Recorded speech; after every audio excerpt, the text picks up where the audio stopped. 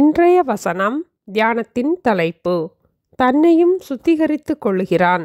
1 யோவான் 3 அதிகாரம் 3 வசனம். அவர் மேல் இப்படிப்பட்ட நம்பிக்கை வைத்திருக்கிறவனவனும் அவர் சுத்தமுள்ளவராய் இருக்கிறது போல தன்னையும் சுத்திகரித்து கொள்ளுகிறான். தேவன் மேல் நாம் எப்படிப்பட்ட நம்பிக்கையை வைத்திருக்கிறோம் என்று முந்தின 2 வசனங்களில் நாம் பார்க்கும் போது, பிதாவானவர் நமக்கு பெரிதான அன்பை பாராட்டினபடியினால் நாம் தேவனுடைய பிள்ளைகள் என்று அழைக்கப்படுகிறோம். நாம் இப்பொழுது தேவனுடைய பிள்ளைகளாயிருக்கிறோம். இயேசு பரிசுத்தர். பரிசுத்தமில்லாமல் ஒருவரும் அவரை தரிசிக்க முடியாது. இயேசு மீண்டும் இந்த உலகத்தில் வெளிப்படும் போது அவர் பரிசுத்தமுள்ளவராய் இருக்கிற வண்ணமாகவே நாம் அவரை தரிசிப்போம். அப்போது நாம் இயேசுவின் சாயலுக்கு ஒப்பாக இருப்போம் என்ற நம்பிக்கைதான் நம்மையும் சுத்திகரித்து கொள்ள வேண்டும் என்ற உணர்வை நமக்குள் உண்டாக்குகிறது. இந்த சம்பவத்தின் மூலம் இதை எளிதாக புரிந்து கொள்ளலாம். ஒரு டாக்டர் தன்னுடைய வீட்டிலிருந்து 30 கிலோமீட்டர் தொலைவில் உள்ள அவருடைய ஆஸ்பத்திரிக்கு தினமும் காரில் செல்வது வழக்கம். ஒரு நாள் விடுமுறையன்று அவருடைய வீட்டு வாசலில் நின்று காரை பார்த்தபோது அது மழையில் நனைந்து பின் தூசி படிந்து பலருடைய கை விரல்கள் அதன் மேல் பட்டு பார்ப்பதற்கே மிகவும் அழுக்காக இருந்தது. இந்த காரை கழுவாவிட்டால் நான் அதை தொட்டால் கூட அந்த தூசி என்னுடைய கைகளில் என்னுடைய ஆடைகளில் ஒட்டிவிடும் என்று நினைத்து அந்த காரை கழுவ ஆரம்பித்தார். காரின் ஒவ்வொரு பகுதியையும் அதற்குரிய சுத்திகரிப்பதற்கான பொருட்களை உபயோகித்து கழுவ ஆரம்பித்தார். அதை கழுவ கழுவ பார்ப்பதற்கே மிகவும் அழகாக மாறினது. இப்போது அந்த காரில் எந்த தூசியும் இல்லை.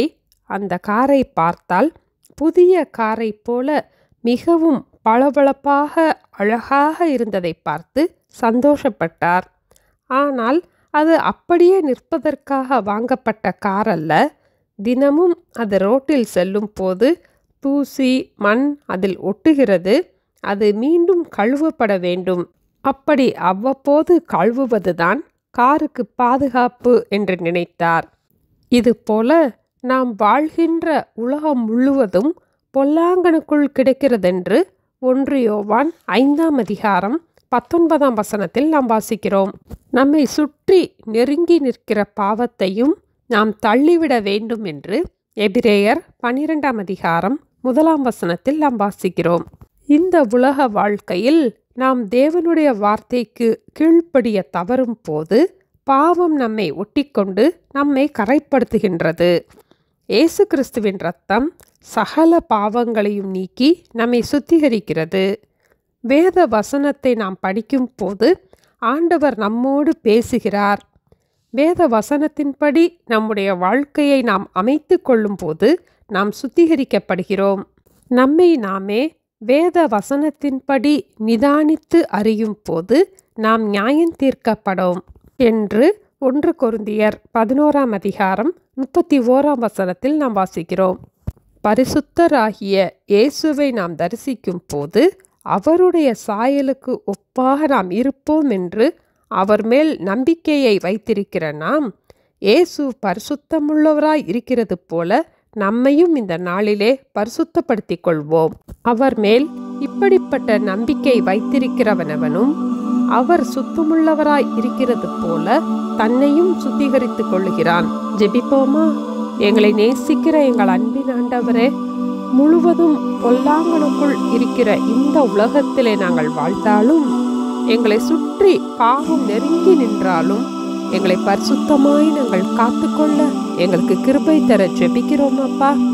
தம்முடைய மகிமையோடு கூட பரிசுத்தராகிய இயேசு மீண்டும் இந்த உலகத்திற்கு வரும்போது நாங்களும் இயேசுவின் பரிசுத்த சாயலுக்கு ஒப்பாய் இருப்போம் என்ற நம்பிக்கையை வைத்திருக்கிற நாங்களும் ஒவ்வொரு நாளும் இயேசுவின் இரத்தத்தினாலும் வேத வசனத்தினாலும் எங்களை சுத்திகரித்து கொள்ள எங்களுக்கு வேண்டிய கிருபையை தந்து எங்களை ஆசீர்வதிக்க வேண்டுமாய் இயேசுவின் நாமத்தில் ஜெபிக்கிறோம் பிதாவே.